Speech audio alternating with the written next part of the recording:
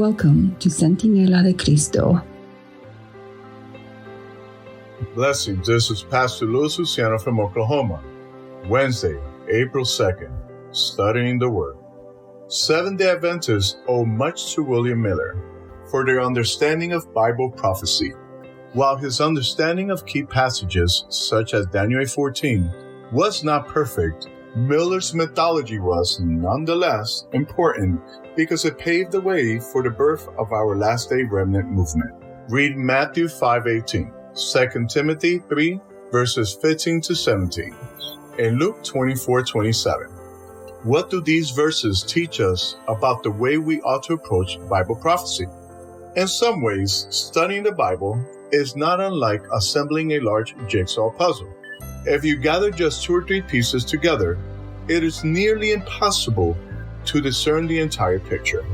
Perhaps in those 2 or 3 pieces, you can see a horse, and so you conclude that you are assembling a picture of horses. But a few more pieces reveal a chicken and a cow, and then once you have assembled 100 pieces, you can finally see that you have been working on a picture of a landscape, which includes a city, a farm, and a range of mountains in the distance. One of the central ways in which some Christians err in their study of the Bible is that they treat the scriptures as a loose collection of sayings or proverbs that they can use to address a specific situation.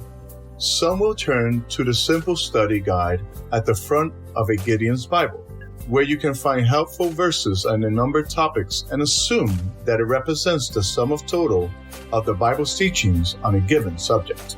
Unfortunately, they take the same approach to prophecy, lifting an individual text out of its context and comparing it to current events instead of the rest of the Bible.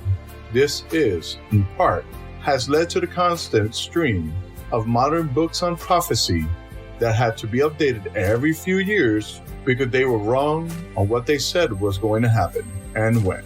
That's why it's so important not merely to select some specific text on any given topic, but instead to study carefully everything the Bible says about that topic and to take into consideration the context in which it says it as well.